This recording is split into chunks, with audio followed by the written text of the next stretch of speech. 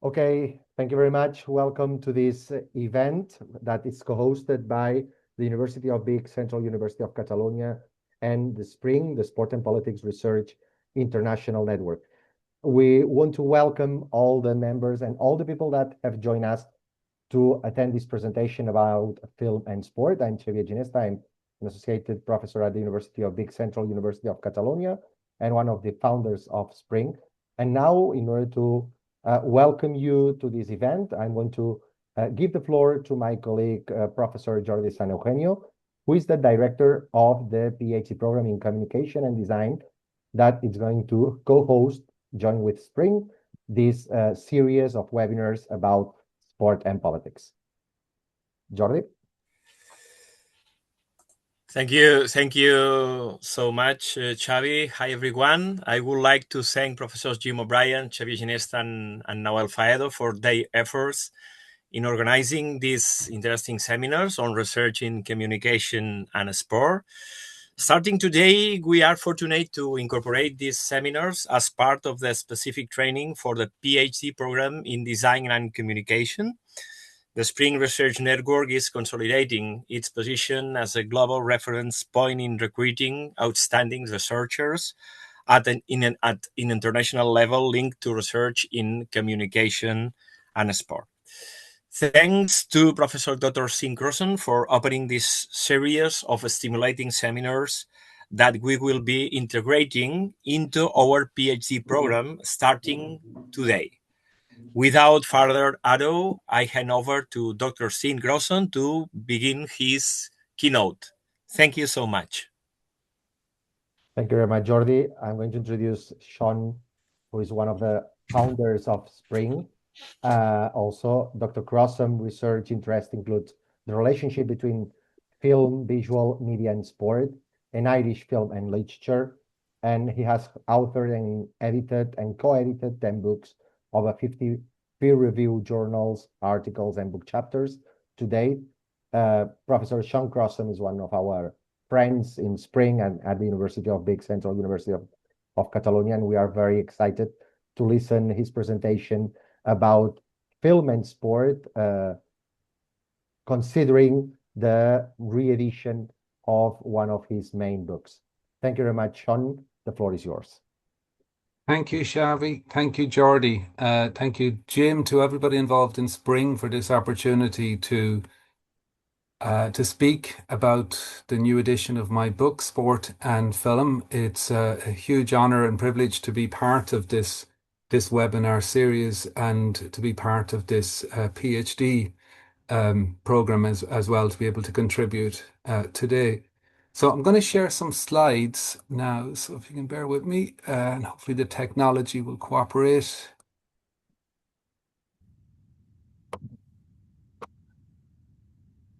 You all see that? Yes. Yeah, great. Perfect. Yeah, I'll just... Yeah. Okay. It's perfect. So I'm bringing you all into work that I've been doing.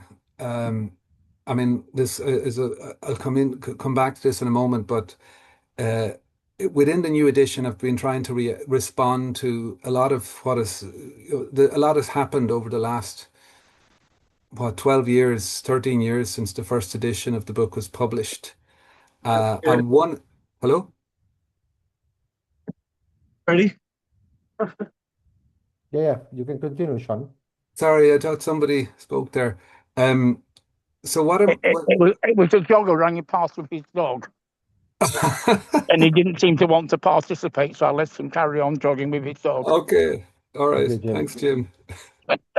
Okay, so I'm going to start with a clip, and then it'll kind of hopefully bring us into why I'm bringing Mr. Trump into the conversation today and to this launch event. For the past 4 years, the news media has been dividing this country. You are trained.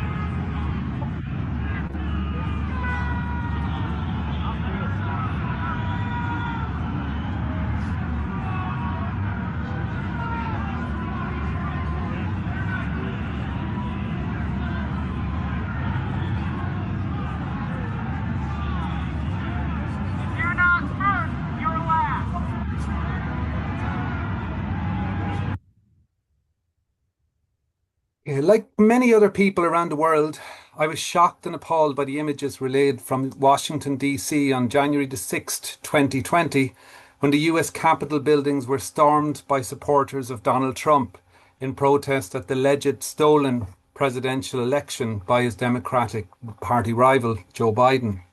I did not expect, however, that among the slogans, one of which you just heard, used by protesters massing on the Capitol building steps, would be one inspired by a sports film. Sports cinema has been the main focus of my research and publications over the past 20 years, and while I've previously identified troubling politics and representations within relevant, mostly Hollywood films, I did not foresee hearing lines from a sports film repeated in the midst of an attempted coup at the heart of American democracy itself. While most news channels were focused initially on events inside the Capitol building as the process of counting the Electoral College votes progressed, Canadian broadcaster Global News had a cameraman following the movement of Donald Trump supporters from the Trump rally on the National Mall to the Capitol building and remained there for over 6 hours detailing the progression of the riot. Shortly after the barrier to the Capitol was breached, in the scene we just watched, a protester is heard to exclaim through a loudhailer, "If you're not first, you're last," between shouts of USA, "Stop the steal," "Drain the swamp," and attacks on the media for the events unfolding. "You are to blame," a protester shouts at the cameraman immediately before the movie quotation. The slogan, if in a southern colloquial form, "If you ain't first, you're last," was popularised by the NASCAR motor racing themed sports film Talladega Nights, The Ballad of Ricky Bobby, a #1 box office hit in the US on initial release in 2006 that has established a significant cult following in subsequent decades. It's but one of the many popular sports film texts that have been produced since the turn of the 21st century, a considerable number of which chime with the political discourse and idiom of the current United States president. Today I want to examine some of the parallels and resonances between sport and sports cinema and Donald Trump's emergence as a major political force, some aspects of which I explore within the new edition of Sport and Film we are launching today. Sports films have grown over the 20th century and into the 21st century to occupy an important and influential place in popular culture.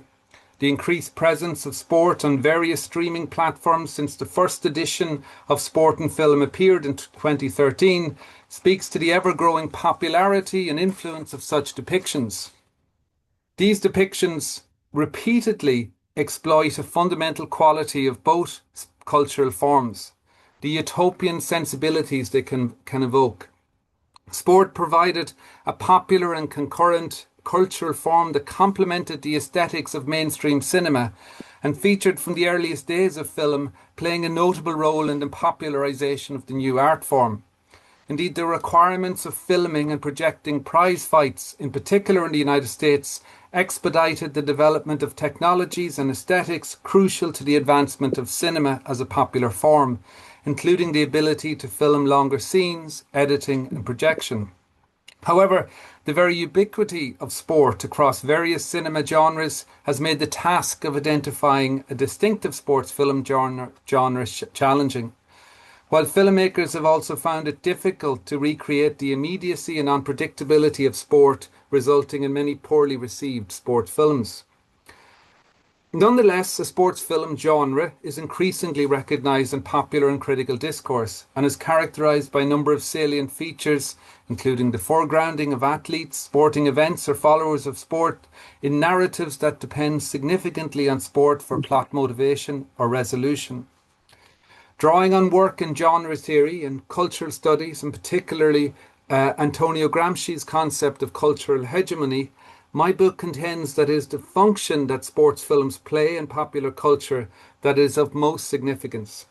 The mainstream sports film, in both narrative and documentary forms, has been centrally concerned in its most popular and particularly American manifestations with affirming the meritocracy myth of the American dream while maintaining patriarchal hegemony, themes at the heart of Talladega Nights and many recent American sports films.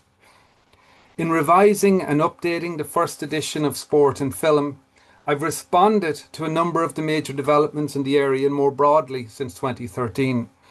I've added a chapter on sports documentaries, an area of increasing importance within the field, a consideration of Russian sports cinema with fascinating parallels with the recent American experience that I'll touch upon today, new pedagogical features including review questions, proposed projects, definitions of key terms, box case studies to enhance the reader's understanding, and the development of a complementary online database and research learning resource, sportandfilm.eu, which also includes an interactive learning app on sport and cinema, which developed as part of a Creative Europe funded project called the Film Corner. Perhaps one of the most unexpected and influential political developments since the publication of the first edition of Sport and Film was Donald Trump's election as President of the United States, first in 2016 and again in 2024. A relevant aspect of Trump's success for this publication is the important role that both the media, as a TV celebrity through his prominent role as a host of popular TV series The Apprentice, and sport played in Trump's rise to political office. Trump has carefully aligned himself with sport throughout his emergence as a major political figure, culminating with his attendance at the 2025 NFL Super Bowl held at the Caesars Superdome in New Orleans on February the 9th, the first sitting president to do so. Indeed, in a sign of things to come, on his first day in office on January the 20th, 2025, Trump signed a series of executive orders at a makeshift desk set up at the middle of the Capital One Arena, home to the Washington Wizards NBA team and the Washington Capitals hockey team. As Karim Zidan has noted in his excellent Trump and Sport project that charts the many major sports events, 14 already, including the award of FIFA's inaugural Peace Prize, which I know many of you will be aware of last year, that Trump has attended in his second term since taking office. He notes that for Trump, sports are not just entertainment or policy, they are political infrastructure. They allow him to amplify grievances, mobilize identity, and project a vision of America rooted in toughness, discipline, and global visibility on his terms. It is a deliberate extension of the MAGA project, which harnesses stadiums, athletes, and executive orders to reinforce the cultural foundations of his power. No previous US president has embedded himself so deeply in the nation's sporting life, especially to consolidate power, amplify culture war narratives, and erode democratic norms. Trump's employment of sport as a key cultural force in his rise to power is the culmination of a process with roots in the 19th century, a period that saw the linguistic appropriation of sports terminology to political campaigning. As Kenneth Cohen argues in his historical analysis of the 19th century manly sports of politics, this was an intentional strategy to mobilize a mass electorate. By framing elections as races and candidates as champions, American political parties successfully converted civic duty into popular entertainment. By the mid-20th century, this process had evolved into a media-driven phenomenon. In his examination of how the media has replaced the political party as chief intermediary between voter and candidate, Thomas Patterson documents the rise of the game schema in political journalism, arguing that news organizations shifted their focus from policy substance to horse race coverage, prioritizing polling, strategy, and who is winning. This framing incentivized a vocabulary borrowed directly from the racetrack and the boxing ring, front runners, long shots, and the knockout blow. However, as Patterson also observes, this schema had the effect of demeaning the democratic process by treating candidates like athletes and voters like passive spectators. By the late 20th century, and particularly with the rise of Donald Trump, there's been a critical shift from politics as a spectator sport to the effective polarization of the electorate, whereby political affiliation transitioned from a choice of governance to a primary social identity. The most extreme manifestation of this fortified logic is the decoupling of team loyalty from team performance. Typically in sport, a fan remains loyal to their team regardless of whether their team wins or loses. Similarly, Abramovich and Webster observed that American voters have become increasingly loyalist, supporting their party's candidates regardless of ethical failings or policy shifts, or indeed regardless of whether policies may be to the benefit or detriment of a voter. Donald Trump has been one of the greatest beneficiaries of this sportification process, while sports played a critical role in the cultivation of his support base in the United States. However, it's noteworthy how American sports cinema in recent decades has itself chimed with Trump's rhetoric. Since the turn of the 21st century, developments in sports cinema have mirrored larger political and cultural realignments of the United States. While the theme of underdog perseverance remains a constant, the genre has increasingly emphasized spectacle, individual triumph, and the commodification of identity. Simultaneously, the rise of Donald Trump from reality television celebrity to President of the United States epitomizes a similar cultural shift, the merging of entertainment, populism, and politics. The resonance between post-2000 sports cinema and Trump's political performance stems from their shared reliance on narrative forms of meritocracy, spectacular effect, and the rhetoric of redemption within a neoliberal order. Films such as The Blind Side, Rush, and Oscar-winning Ford versus Ferrari, Blind Side also multiple Oscar winner, all of which I discuss in the new edition of my book, foreground the individual's capacity to triumph through personal vision and resilience. While they retain gestures towards social issues, their moral economies are increasingly mediated by personal branding and marketable humility. The Blind Side, for instance, details the real-life story of Michael Orr, an African-American child from a neglected and underprivileged background who was adopted by the wealthy Irish-American Toohey family in Memphis, eventually developing into an accomplished NFL player, achieving the American dream with some help along the way. However, while the film appears to celebrate racial generosity, it ultimately reaffirms a neoliberal charity politics in which systemic inequities are conquered by the magnanimity of private individuals rather than collective reform. More problematically, the film affirms long-standing racist motifs in its depiction of neglectful, depraved, criminal, and threatening African-American characters, dependent on the understanding, goodwill, and generosity of more enlightened and privileged white American society. Further films such as Moneyball, Warrior, Southpaw, and Creed illustrate a cinema of meritocratic populism in which protagonists defy an entrenched establishment by appealing to instinct, grit, and emotion. Brad Pitt's Billy Bean in Moneyball is depicted as a maverick mired in institutional skepticism, paralleling Trump's self-image as an outsider disrupting the swamp. Similarly, martial arts-themed films Creed, Warrior, and Southpaw chime with Trump's own political performance. These films explore themes of economic disenfranchisement, the restoration of fractured masculinity, and a deep-seated skepticism towards established institutions, themes that mirror the blue-collar billionaire persona adopted by Trump. This blue-collar persona is at the heart of Donnie Creed's ascent in the Rocky spin-off franchise Creed films, Creed to date. Donnie is the son of Rocky's major rival and later friend Apollo Creed, and significantly in the post-President Barack Obama and Black Lives Matter era, an African-American boxer.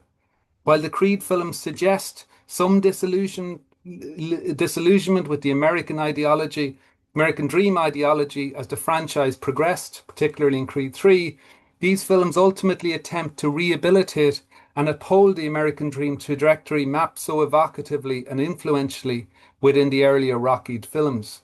Indeed, there is what one might call a fetishization of the working class experience and ethic evident in the first Creed film. In particular, that also chimes with a broader political project associated with President Donald Trump, described by David French as role-playing, quote, a dark caricature of working-class values and interests. Creed goes to considerable lengths to establish the working-class bona fides of Donnie as emerging from a challenging background, but also in drawing parallels with the original Rocky film and its extolling of working-class values, including a core focus on extraordinary individual effort as the route to success. Donnie is Apollo Creed's illegitimate and unacknowledged son, and we first encounter him fighting with another child at the Los Angeles Youth Detention Center, where he has been incarcerated. His mother has died, and he has no idea who his father is until Apollo Creed's widow, Mary Ann, visits him to inform him that his biological father was her husband, Apollo. Mary Ann invites Donnie to stay with her and eventually adopts him. In a scene reminiscent of the opening scene of Rocky, also set in a rundown boxing establishment, our first encounter with the adult Donnie also takes place at an amateur boxing bout, though hosted in a dilapidated bar in Tijuana, Mexico. However, we learn immediately after this fight that Donnie actually lives a very privileged life in an opulent home with his adoptive mother, Mary Ann, and holds a very lucrative position with the Smith-Birdley financial group.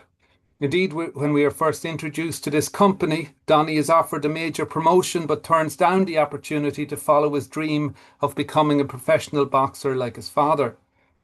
Donnie first approaches the son of his father's trainer and Rocky's trainer also, Tony Little Duke Evers, to seek his support to launch a career in boxing. However, Little Duke is unimpressed by Donnie's previous experience, barroom brawling in Tijuana, and reminds him of the very different challenging backgrounds compared to Donnie that boxers in his gym come from, and the very real risks they face. I'm going to play this clip, which hopefully will work. Who's coming up? There you go. Check out. What you doing here, man? 15-0, 15 knockouts. In Tijuana? Nah, bruh. That's barroom brawling. Yeah, well, I'm all in anyway. So I figured we start out local just to get our momentum going, and we can move wherever we want to move. We? Yeah, I was figuring you... Honest, these boys come in here, this is how they survive. They gotta fight for life. Kill or be killed, people die in there. Your daddy died in the ring. This ain't no joke. I don't know him. Ain't got nothing to do with me. Oh, okay. You real tough now. Yup. Nah, I ain't training you. You know I ain't training. Ain't nobody training you. I'm gonna make sure about that.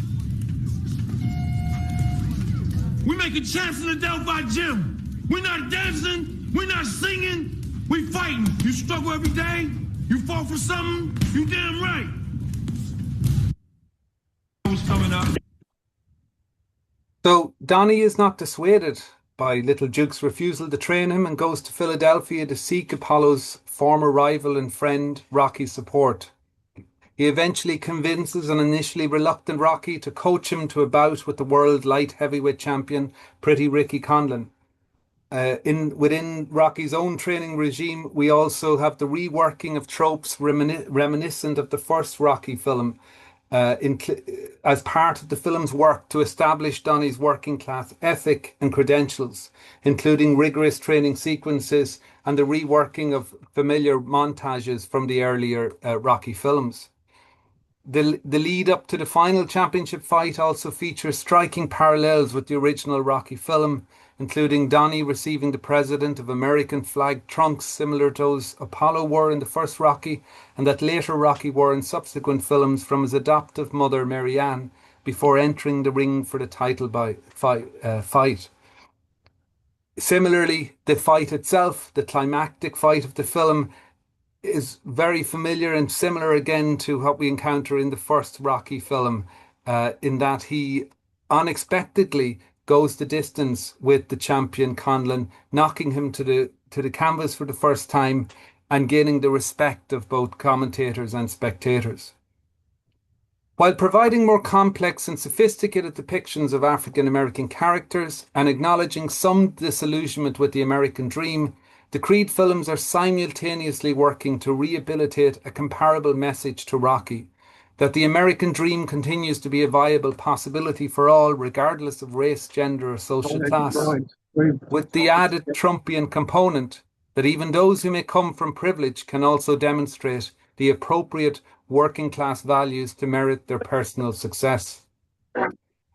As I note in a new edition of Sport and Film, there's some evidence of increasing disillusion with the American dream ideology in the United States, apparent in a 2024 ABC News and Ipsos poll, which found that only about a quarter of Americans now believe in the concept of if you work hard, you'll get ahead, compared to half of respondents 13 years previously. Nonetheless, the belief and ideology that underpins this dream continues to feature prominently within the discourse of American politics and identity, including the rhetoric of Donald Trump. Indeed, some commentators, including Gumbel and Dunselm, have suggested that the election of President Donald Trump could be attributed partly to disillusionment with mainstream politics and its failure to realise a central ideological underpinning in American life. Trump has repeatedly invoked this dream in speeches throughout his political career. While he described the American dream as dead during campaigning for the 2024 president election, in the same speech he promised its return with his election. He's invoked this dream repeatedly following his election in November 2024, including in his first major address to the joint session of the Houses of Congress on the 4th of March 2025, when he stressed that the American dream is unstoppable under his leadership. Less than a month later, on the 2nd of April 2025, Trump defended the introduction of hugely increased tariffs on imports from American trading partners, the so-called Liberation Day tariffs, by remarking, quote, "Foreign scavengers have torn apart our once beautiful American dream. We had an American dream that you don't hear so much about. You did 4 years ago, and you are now." I would suggest that this sense of disillusionment is encapsulated within the slogan, "If you're not first, you're last," mouthed by the protesting Trump supporter on the Capitol steps in 2020. Within Talladega Nights, the Ballad of Ricky Bobby, it is a slogan and repeated mantra, if in the Southern colloquial form, of main protagonist NASCAR driver Ricky Bobby, played by Will Ferrell. Bobby grows up in North Carolina to a single mother who is deserted by her race car driver partner Reese Bobby shortly after Ricky is born. Ricky only sees his father once while growing up, when he inexplicitly turns up to the 10-year-old school career day to share some of his life experience wisdom with the class. After being thrown out for insulting the teacher and generally inappropriate behaviour, he shouts to Ricky the immortal words, "If you ain't first, you're last," before speeding off in his car. Ricky takes these parting words to heart, and they become his guiding philosophy as he develops an initially successful career as a NASCAR driver. The fact that an allusion to a NASCAR team sports film should have been made by a Trump supporter attacking the Capitol building is perhaps not entirely surprising. Donald Trump's first presidency was closely associated with NASCAR. A Zogby January 2018 poll found that 2/3 of NASCAR followers were supporters of Trump. In an effort to build on this support, the Donald Trump-Mike Pence 2020 re-election campaign was primary sponsor of 2 NASCAR cars that carried Trump-Pence livery and were due to feature at the major annual event in the NASCAR calendar, Daytona, held on the 16th to 17th of February in 2020. However, perhaps in a bad omen for Trump's presidential hopes in 2020, neither car impressed. Indeed, only one car made it to the race, as the Chevy Silverado, which was to be driven by Tim Veens in the Friday night Next Era Energy 250 event, as described in one report, slid off the road somewhere in Tennessee.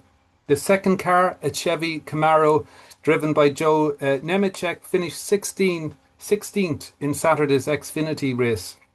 It's unclear whether Trump watched that car compete, but he did attend Daytona in 2020, launching the main event that weekend, the Daytona 500, and serving as Grand Marshal, with the opening lap paced by the official presidential car.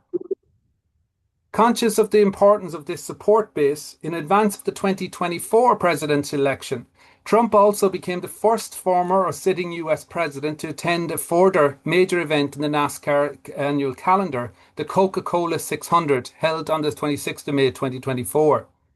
Trump attended this event in the company of Richard Childress, who we can see here pictured on the right. Richard Childress is the owner of Richard Childress Racing, one of the most successful companies in NASCAR history. Childress was described in reports as a close friend of Trump's, and in revealing remarks during this event, Trump referred to Childress's success as providing a rationale for employing NASCAR owners and sports coaches to guide the military. I said, let me use these guys to guide our military a little bit. When you can win so many races, that's okay, you know. You guide. Same thing with coaches. You take some of the greatest football coaches. You put them at the table. What do you like, coach? Because in its own way, it's not so much really different.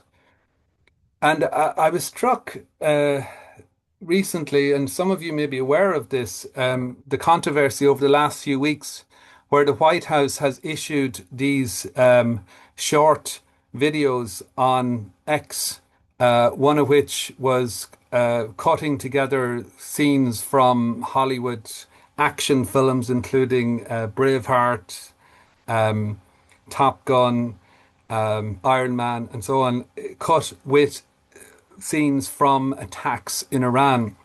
And they also released a number of clips that intercut scenes from, again, from attacks in Iran with scenes from American football and scenes from baseball. And I mean, as appalling as this is, I'm just going to play a short clip from this, and maybe you'll come back to some points I wanted to make around this and what we're encountering here in the use of these images.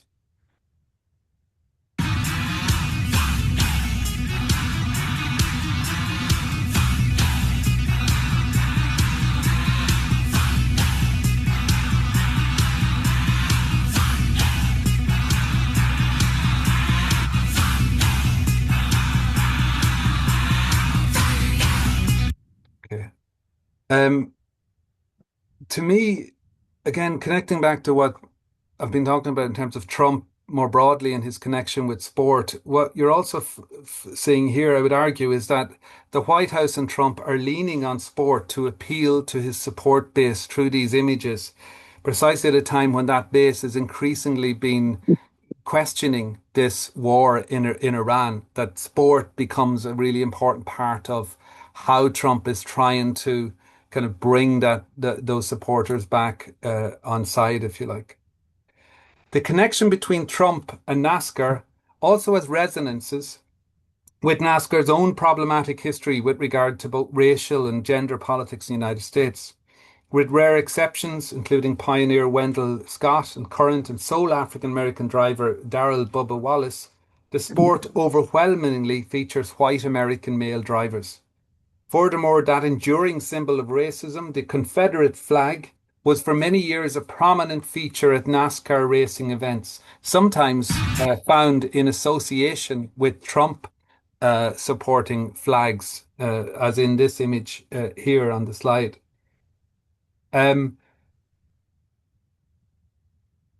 It was eventually, that continued to be the case until June 2020, when a ban was finally enforced against the wishes of most followers of NASCAR in the US.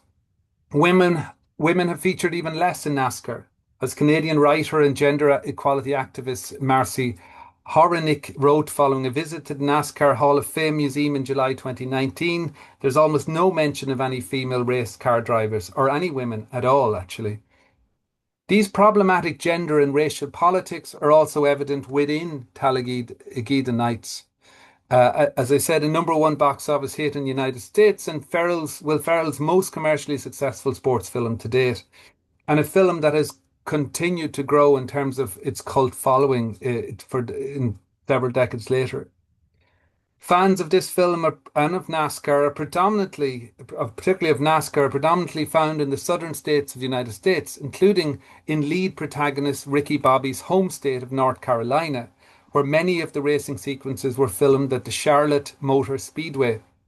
While containing some humorous satiric sequences, The appeal of Talagida Nights cannot be easily separated from the more problematic race and gender depictions one finds in the film. All the drivers featured are white men, and the few individuals of colour that appear do so in supporting roles to their white drivers, including Michael Clark Duncan, who you can see on the right here, as Ricky Bobby's crew chief, Lucius Washington, while Bobby's greatest rival is gay French writer Jean Girard, as portrayed in an extraordinarily over-the-top and exaggerated performance by Sacha Baron Cohen. It's hard to take the depiction seriously or view it as more than a further reaffirmation of the peculiarity and inappropriateness of a driver who challenges the prevailing norms of the sport. Depictions of women are even more problematic. Ricky's eventual wife, Carly, introduces herself to him after a race victory by lifting her t-shirt to reveal her breasts, remarking, "Hey driver, drive these."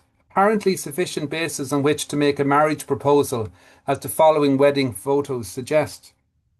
Indeed, it's remarkable how Talladega Nights, a film released in 2006, anticipates Trump's own political rhetoric, heavily reliant on superlatives, as exemplified in the following scene, one of the most circulated and posted online via YouTube and social media from the film, in which the slogan, "If you ain't first, you're last," is a central focus.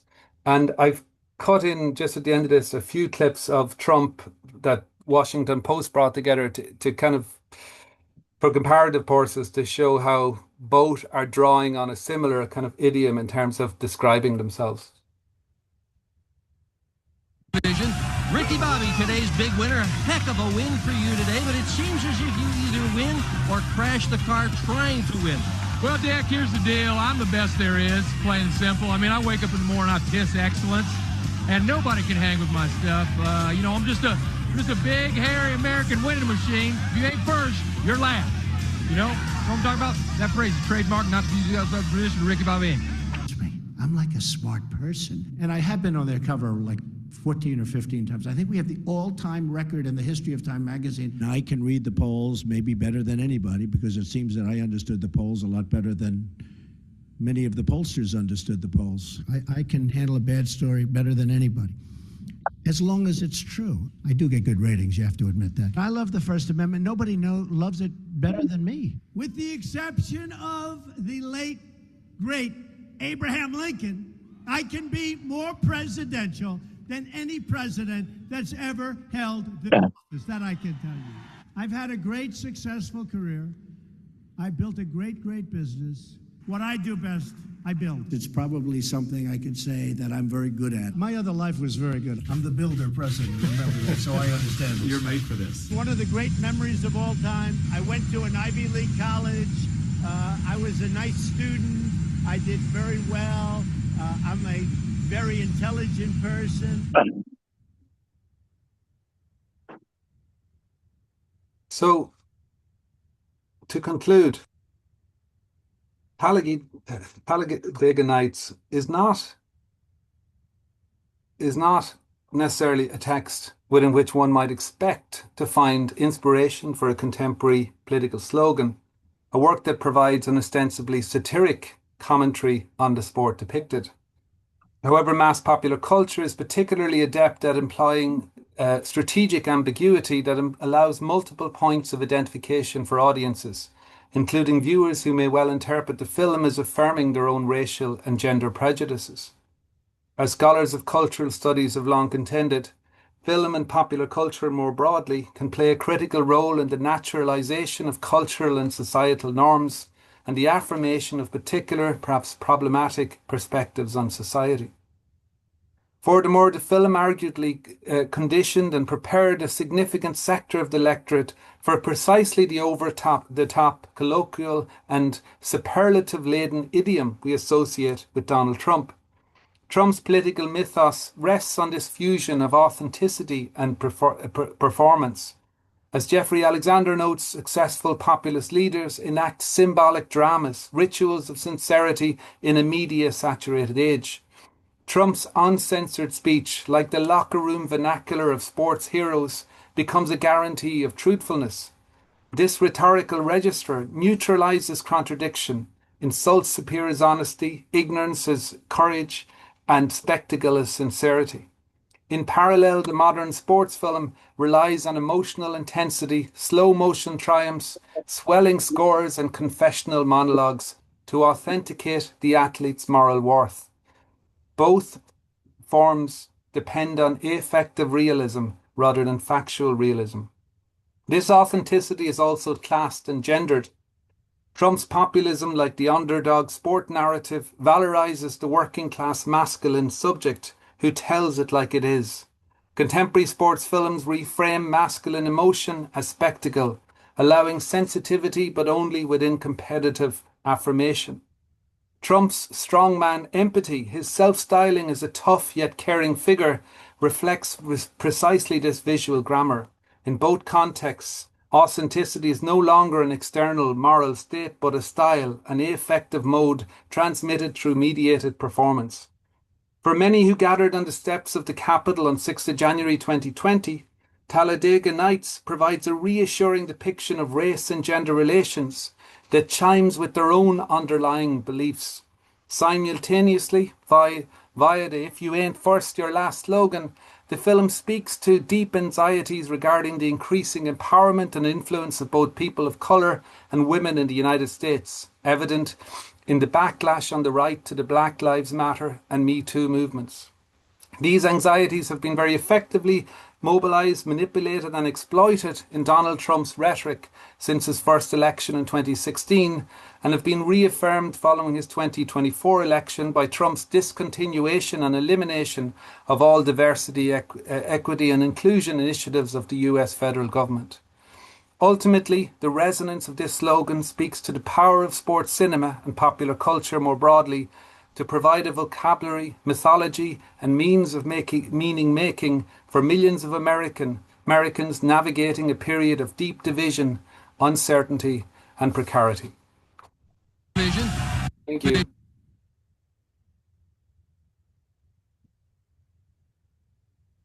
Thank you very much, Sean. It's time for questions and answers. I don't know if there is any question or any issue that you want to comment with our panelists. You can write it down on the chat, and I will say it and I will read it to the panelists. Just to start with, Sean, I really like your presentation, and the presentation remember me one of the main theories about how to conceptualize the sport in the global times, which is David Andrews' theory of Uber sport, which states that today the sport industry has evolved to commercialization, corporativization, spectacularization, and celebritization. David Andrews is not focused on cinema, but I'm wondering that your perspectives on cinema and sport can be a very good complement for this theory, because when we talk about cinema, we can talk also about spectacle, about celebrities, and actually you conclude your presentation talking about why cinema was so important for Trump's MAGA ideology, because there is the emotion in relation with the emotion, the spectacle, and sport and cinema, both of them are linked. Absolutely. Yeah, no, you're absolutely right. I am familiar with David Andrews' work, though. He has written some work on cinema, looking at the idea of the sports stroke film star that I've drawn on, and the ways in which the movement of and the kind of role of figures like Michael Jordan, for example, and the way in which they can communicate understandings of broader issues in society, whether that's issues concerned with race or with gender and so on. And I think you're absolutely right. I think that in the contemporary context, and this is something that, of course, Trump and his regime is very alert to, is that he is working on an emotional, manipulative emotional kind of approach that's informed by and exploiting and that sport helps to cultivate. So he's seeing the engagement of a huge part of of those that are already connecting with him politically, and his wish to build on that connection, and hence the use of those appalling videos, some of which I showed during that in the recent kind of discourse around Iran and the war in Iran, and really distasteful way in which the cutting of sport and of Hollywood. So you're moving it outside of a context where we can have an honest kind of critical engagement to one that's trying to evoke a manipulative emotional response from his electorate through the use of those images. To what extent the sport industry is responsible for this second term of Donald Trump? Oh, that's a very well. I think we can identify some organizations that are culpable, and I'm thinking in particular of FIFA and the appalling vista of the presentation of that inaugural prize for peace that Gianni Infantino presented to Trump. And I think in that respect, absolutely. I think sports organizations are responsible for giving legitimacy to Trump in ways that were entirely undeserved, and of clouding a broader kind of understanding of his policies, of his agenda, which he has been doing as well in terms of how he uses sports and exploits sports. And I think, I mean,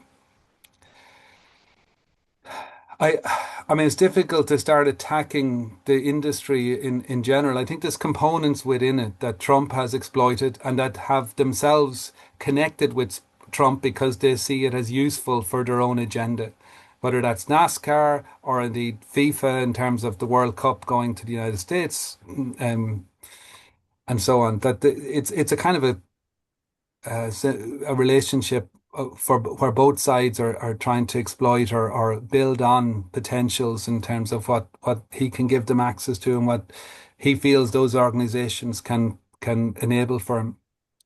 We have a question from David Jonathan Irvin. David Hi, Jonathan. Dolan.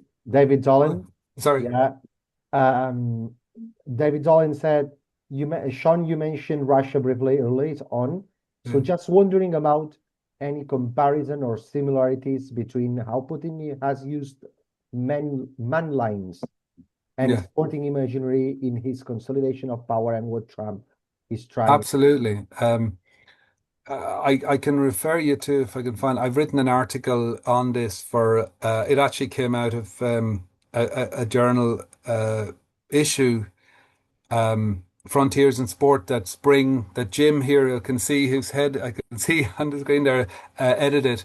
I have an article on that looks specifically at that topic in terms of how the way in which sports cinema has functioned within the Russian context. And you're absolutely right. I mean, I'm sure many people at the present here will be aware that Putin has been very active particularly from the turn of the 21st, well, from his election onwards, really. He's been very aware and very, as an athlete, as a judo practitioner himself, who was very conscious of the role that sport can play, particularly when messaging to a domestic audience. The bringing of the FIFA World Cup in 2018 to Russia, the hosting of the Winter Olympics in 2014 in Sochi.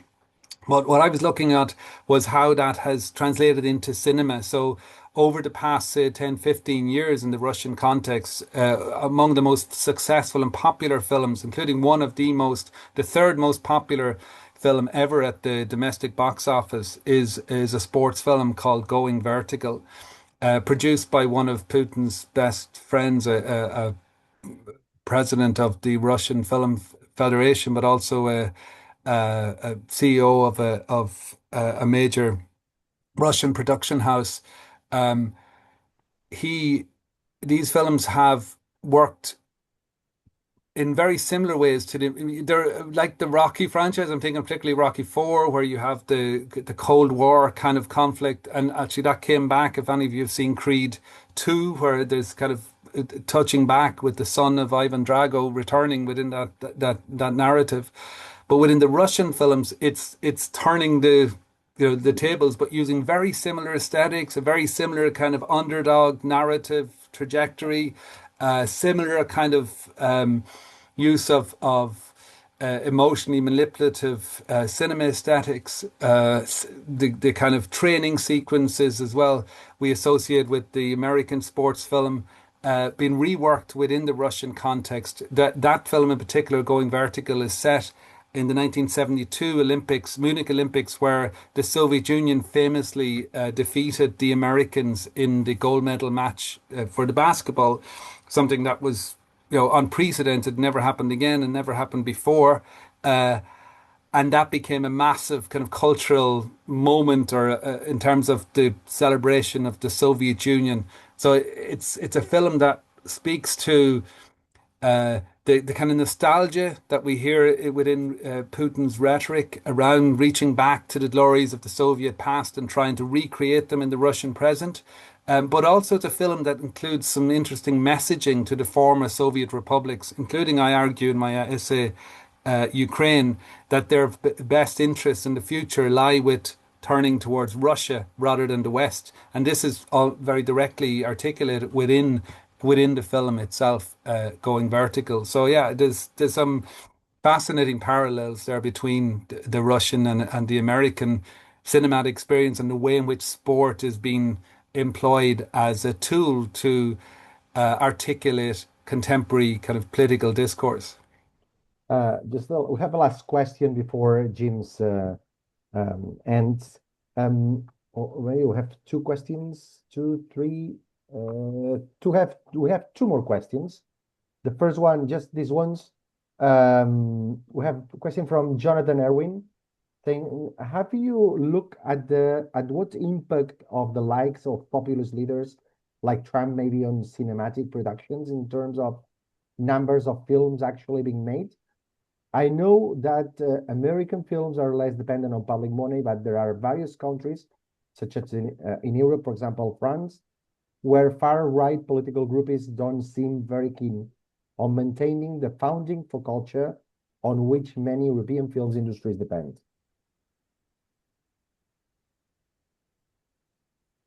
Thanks, John. I was trying to find that message here because it was quite long. I was trying to read it, but I can't open. Let me open the panel. Okay. Uh,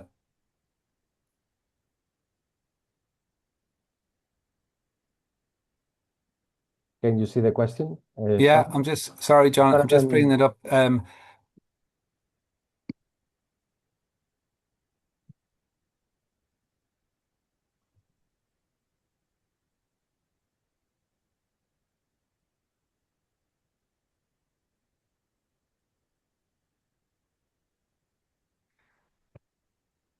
Yeah, that I mean my sense, and I don't have a chart to kind of tabulate this in terms of actual output of films, but certainly, I mean, in terms of sports cinema more broadly, it has had a prominence over, and even if you look at this year's Oscars, we had Marty Supreme nominated for Best Film and several other major awards. And we've had sports cinema featuring prominently major productions over the last, say, 10, 15 years. And many of these films, as I've described them, are returning to familiar trajectories. Now, some of them are looking at the darker side of the American dream. I think of The Smashing Machine, which came out last year as well, M&A teamed film.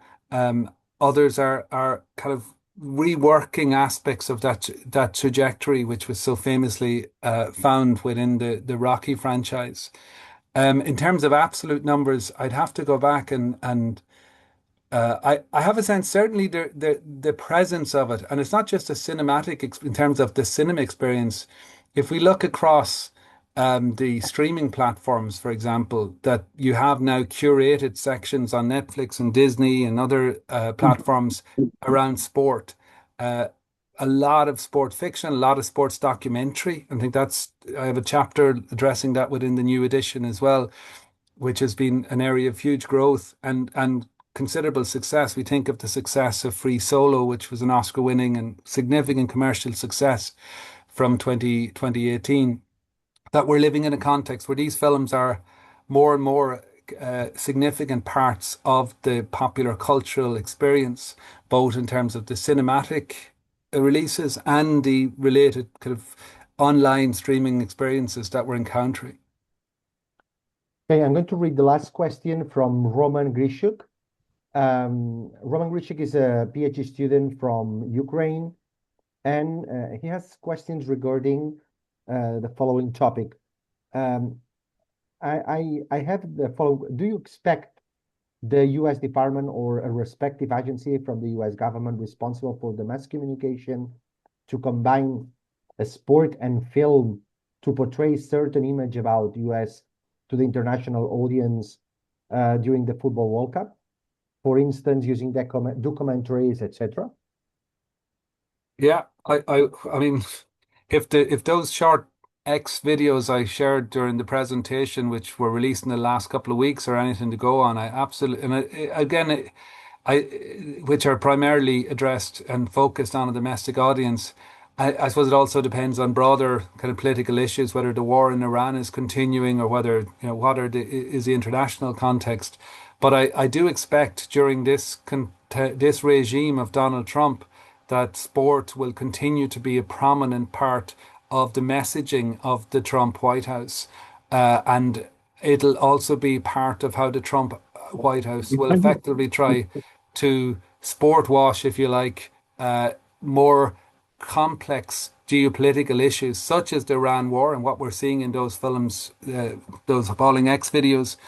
And that will continue to be the case. And I expect it'll even be more prominent when the World Cup is running in the US in the summer. So thank you very much, Roman, for your question. Thank you very much to all of you to attend this webinar. And finally, I want to thank you very much, Seán, for your fantastic presentation. It was amazing. Could I just say, Xavi, just one thing, just to draw people's attention to, there is the book. There's a discount available at the moment from the publisher, and I want to thank Simon Whitmore and Rebecca O'Connor in Routledge for their support with this edition. And it's up in the chat. So if you go to the chat, there at the top of the chat, you'll see there's a link to a flyer that will allow you to get a discount. If you want to order the book for your library or for yourself, there's a 20% discount available at the moment for those of you who want to pick up the second edition. Sorry. Thanks, Xavi. Oh, no. It's totally normal. Thank you very much, Seán, for your fantastic presentation. And finally, I want to close this seminar, and I want to give the floor to Professor Jim O'Brien, who is one of the founding members of Spring, in order to close this session and to give you some information regarding what is a Spring and the future of Spring events. So I hope everybody can hear me. Yes. Thank you, Seán, first of all, for a great start to the webinar series of 2026. And I guess, I know you didn't have much time to look at it. I wonder how the upcoming World Cup in the United States will play out against the theme of Make America Great Again. I just was thinking about that, how that will work. Will it just be a excuse for patriotism? So a few things to mention, one or two things. Spring, we started, myself, Xavi and Russell, with 3 members a few years ago. Now we've got 80 members and the capacity to grow. And a couple of practical things. We have the Inner Sanctum group, which is kind of like a steering committee for Spring. And we're already thinking ahead, and we're in negotiations with Seán for the next, we have a biannual, once every 2-year conference. And we have the next one is scheduled provisionally with negotiations with Seán and the University of Galway to take place in May or June 2027. So no doubt we'll be working behind the scenes to publicise that, to promote it, and to get that moving. So that's the first thing to bear in mind. The other thing as well is that I'm going to be returning to my beloved Barcelona, Catalonia soon. I'll no doubt meet up with Vic, with Xavi, and I'm going down to Malaga to work on one or two projects with Gemma, a book we have in mind called The Mediatisation of Spanish Football, and we'll be looking for contributions from that, which will be spring related. So thank you ever so much for getting the series off. I think we've got one a month webinar scheduled between now and up to and including July. So we've got a few to come, and we'll send a program for to everybody with what we have in mind. We had a great attendance today for the first one, 80 members, and at one point we had, I think, 42 people. So you have that magnetism, Sean, to pull everybody in with your inner sense of charisma and style. So thank you for getting us started on that. Thank you, Xavi, and I'll be in touch. Thank you very much, Jim. Thank you very much, Sean. Our next webinar will be the 22nd of April with Professors Raymond Boyle and Richard Hines' presentation in relation with their latest book, Streaming the Formula One Rivalry. Thank you very much, Sean, for your presentation. Thanks, and thank you very much, Jim, for your help. Yes, and as a last aside, there's a little quotation. I don't know. I put it on the chat.